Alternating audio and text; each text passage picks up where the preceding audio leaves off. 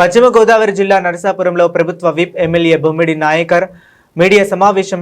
కూటమి ప్రభుత్వంలో దేశంలోనే గర్వించదగ్గ రాజధానిగా అమరావతి వైసీపీ పాలనలో 3 రాజధానులను పేరు మార్చి నాటకాలు ఆడారు. దేశంలోనే రాజధాని లేని రాష్ట్రంగా ఆంధ్రప్రదేశ్ను చేశారు. కూటమి ప్రభుత్వం సంక్షేమం అభివృద్ధిని బ్యాలెన్స్ చేస్తూ పరిపాలన సాగిస్తుంది. గతంలో వైసీపీకి భయపడి పెట్టుబడిదారులు రాష్ట్రం నుండి పారిపోయారు. రాజ్యాంగంలో కూడా రాజధాని నిర్మాణ రాష్ట్రానికి రాజధాని లేదని చెప్తున్నారైనా ఓన్లీ క్యాపిటల్గా భారతదేశానికి ఉంది, రాష్ట్రానికి లేదని చెప్తున్నారు. అంటే అతని ఆలోచన విధానం ఏ రకంగా ఉందో కూడా మనం మాట్లాడుకోవాల్సిన అవసరం, ప్రతి ఆంధ్ర రాష్ట్ర పౌరుడు కూడా మాట్లాడుకోవాల్సిన అవసరం ఉంది. గతంలో చూసుకుంటే కనుక ఏదైతే 2014-19లో ఆ రోజు ప్రతిపక్షంలో ఉన్న జగన్మోహన్ రెడ్డి మరి ఆ రోజు ప్రతిపాదించిన తెలుగుదేశం పార్టీ ఆ రోజు అమరావతి రాజధానిగా ప్రతిపాదించినప్పుడు ఆ రోజు రాజధాని మొదటనే ఆయన సహకరించిన పరిస్థితి. మరి తర్వాత ఆయన అధికారంలోకి వచ్చిన తర్వాత మరి అమరావతి రాజధాని కాదని ఆయన ముందుకు రావడం, నేను 3 రాజధానులు తీసుకొస్తాను, ఏదో ఎక్కడో దక్షిణాఫ్రికాలో ఉందంట ఆ విధానాన్ని. లెజిస్లేటివ్గా ఏమో అమరావతి విజయవాడని, ఎగ్జిక్యూటివ్గా ఏమో విశాఖపట్నాన్ని, జ్యుడిషియల్గానేమో కర్నూలుని 3 రాజధానులు చేస్తానని చెప్పి ముందుకు వచ్చిన వ్యక్తి. తీరా 5 సంవత్సరాలు చూసుకుంటే కనుక 3 రాజధానులు కాదు కానీ రాష్ట్రానికి రాజధాని లేకుండా చేసుకొచ్చిన ఘనత మరి ఆ రోజు జగన్మోహన్ రెడ్డి. అంటే మనం చిన్నప్పుడు చదువుకున్నప్పుడు, ఇవాళ పాఠ్య పుస్తకాలు ఉన్నప్పుడు తమిళనాడు క్యాపిటల్ ఏదనుకుంటే చెన్నై అని, మహారాష్ట్ర క్యాపిటల్ ఏదంటే ముంబై అని, కర్ణాటక క్యాపిటల్ ఏదంటే బెంగళూరు అని.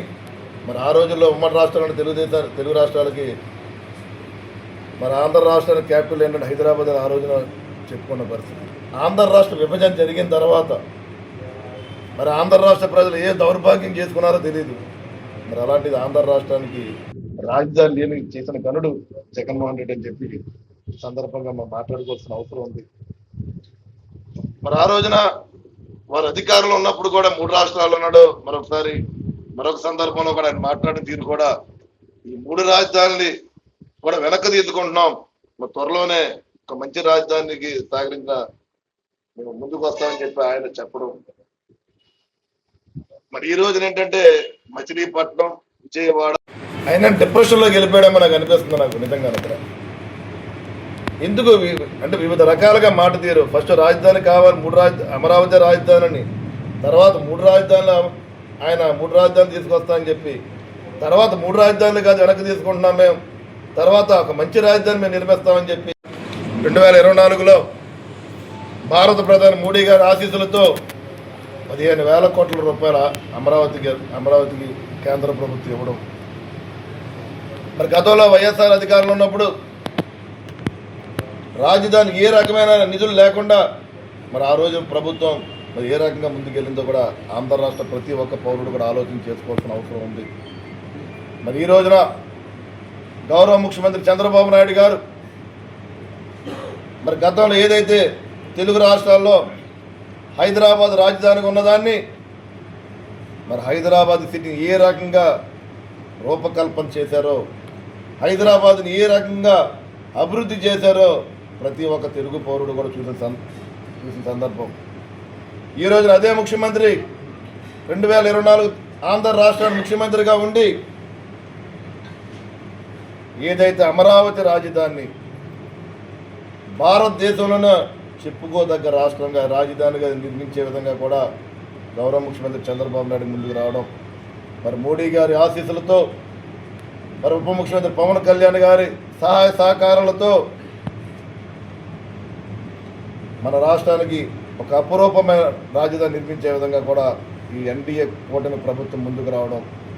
మరి ఏదైతే మొన్న అసెంబ్లీలో 164 మంది ఎమ్మెల్యేల సహకారంతో కేంద్రానికి మరి అమరావతి రాజధానిగా ఉండాలని చెప్పి మరి అక్కడ ఉన్న శాసనసభ్యులు అందరూ కూడా తీర్మానం చేసి మరి ఆ రోజున కేంద్రానికి పంపడం. మరి నిన్నటి రోజున చూసుకుంటే కనుక కేంద్రం పార్లమెంట్ అందరూ భారతదేశంలో ఉన్నటువంటి ఎంపీలందరూ కూడా ఎక్సెప్ట్ వైఎస్ఆర్సీపీ తప్పించి ప్రతి ఒక్కరు మరి కాంగ్రెస్కి సంబంధించిన ఎంపీలు కూడా మరి అమరావతి రాజధానిగా కూడా అందరూ కూడా సహకరించిన తీరు మరి వైఎస్ఆర్ ప్రభుత్వం వారు వైఎస్ఆర్ ఎంపీగా ఉన్న రాజ్యసభ అవ్వచ్చు లోక్సభ అవ్వచ్చు వారందరూ కూడా వాకౌట్ చేయడం జరిగింది. మరి దేశవ్యాప్తంగా కూడా ఉన్నటువంటి ఎంపీలందరూ కూడా ఆంధ్ర రాష్ట్రానికి అమరావతి రాజధాని కావాలన్న ఆలోచనతోటి ప్రతి ఒక్కరు కూడా సహకరించిన తీరు దానికి గౌరవనీయులు భారత ప్రధాని నరేంద్ర మోడీ గారిని అదేవిధంగా అమిత్ షా గారిని ఎవరైతే సహకరించినటువంటి ప్రతి ఎంపీల్ని కూడా మరి ఈ సందర్భంగా మరి ఆంధ్ర రాష్ట్ర ప్రజల తరపున జనసేన పార్టీ నుంచి కానీ మీ అందరూ కూడా అభినందిస్తున్నామని చెప్పి ఈ సందర్భం మీడియా సోదరుల ద్వారా తెలియజేస్తున్నాం. మేము ప్రతి ఒక్కరు కూడా ఆలోచన చేసుకోవాలి. మరి రాబోయే రోజుల్లో ఏదైతే ఉత్తరాంధ్ర కానీ విశాఖపట్నం ఉందో అక్కడంతా కూడా ఇండస్ట్రియల్గా అభివృద్ధి చేసే విధంగా కూడా మనం ముందుకు వెళ్తున్నాం. మరి విశాఖపట్నం చూసుకుంటే కనుక అక్కడ గూగుల్ కూడా వచ్చే విధంగా అక్కడ ఏఐ కానీ గూగుల్ కానీ అక్కడికి వచ్చి యువతకి ఉద్యోగ అవకాశాలు కల్పించే విధంగా కూడా విశాఖపట్నం కూడా ముందుకు రావడం. మరి ఏదైతే అమరావతి విజయవాడ కానీ గుంటూరు కానీ ఇక్కడ ఉన్న పరిసర ప్రాంతాలన్నీ కూడా లెజిస్లేటివ్ కానీ వివిధ రకాలైనటువంటి ప్రభుత్వ భూములన్నీ కూడా ప్రభుత్వ ఆఫీసులన్నీ కూడా వచ్చే విధంగా మరి కర్నూలు కానీ రాయలసీమ చూసుకుంటే కనుక అక్కడ కూడా మరి జ్యుడిషియల్గా కూడా అక్కడికి వచ్చి అక్కడ కూడా అభివృద్ధి చేసే విధంగా కూడా మన ఎన్డీఏ కూటమి ప్రభుత్వం ముందుకెళ్తుందని చెప్పి ఈ సందర్భంగా మేము తెలియజేస్తున్నాం. అంటే రాష్ట్రాన్ని అన్ని రకాలుగా కూడా అక్కడున్న పరిస్థితులను బట్టి చూసుకుని అక్కడ ఉన్న వాతావరణ అనుకూలను బట్టి చూసుకుని రాష్ట్రాన్ని అభివృద్ధి చేసే విధంగా ఎన్డీఏ కూటమి ప్రభుత్వం ముందుకెళ్తుందని చెప్పి ఈ సందర్భంగా మేము తెలియజేస్తున్నాం. మరి దాదాపుగా చూసుకుంటే కనుక ఈ రాజధాని విషయంలో చూసుకుంటే కనుక రైతుల భాగస్వామ్యంతో నిర్మితం అవుతుంది. రైతుల కష్టంతో ఈ రోజున ఈ రాజధాని నిర్మించుకుంటున్నాం. ఎందుకు మాట్లాడుతున్నామంటే గతంలో రాజధాని కోసం రైతులు వేలాది మంది రైతులు ఆ రోజు పోరాటాలు చేశారు, వివిధ రకాలైన కేసులు చేశారు. మరి ఆంధ్ర రాష్ట్రం అంతా కూడా పాదయాత్ర చేశారు వారందరూ కూడా ఆ రోజుల్లో. మరి రాజధాని రాష్ట్ర మనకి అమరావతి రాజధాని కావాలన్న ఆలోచనతో వారందరి కష్టంతో ఈ రోజున మన రాజధానిని నిర్మించుకునే విధంగా మరి రైతుల యొక్క సహకారంతో మన ఆంధ్ర రాష్ట్రానికి అమరావతిని నిర్మించే విధంగా కూడా అందరూ కూడా ముందుకు వెళ్తున్నామని చెప్పి ఈ సందర్భంగా తెలియజేస్తున్నాం. మరి దాదాపుగా 29,000 మంది రైతులు మరి రాజధాని కోసం మనకి దాదాపుగా 33,000 ఎకరాల భూమిని ఇవ్వడం జరిగింది. మరి వారందరి సహకారంతో ఈ రోజున మన రాజధాని మనం నిర్మించుకుంటున్నామని చెప్పి ఈ సందర్భంగా మేము తెలియజేస్తున్నాం. మరి దాదాపుగా చూసుకుంటే కనుక మనకి కేంద్రం నుంచి 15,000 కోట్ల రూపాయలు మనకి అమరావతికి ఆ రోజున మోడీ గారు ప్రకటించడం, దాదాపు 8,000 కోట్ల రూపాయలు ఇప్పటికే కూడా ఈ రాజధాని కోసం వెచ్చించడం జరిగింది. మరి మనం ఏదైతే 2026-27 ఆంధ్ర రాష్ట్ర బడ్జెట్లో చూసుకుంటే కనుక మరి దాదాపుగా కూడా దానికి కూడా మనం 8 కోట్ల రూపాయల పైగా 6,000 కోట్ల రూపాయలు మరి మన స్టేట్ గవర్నమెంట్ నుంచి కూడా మన అమరావతికి ఇవ్వడం జరుగుతుంది.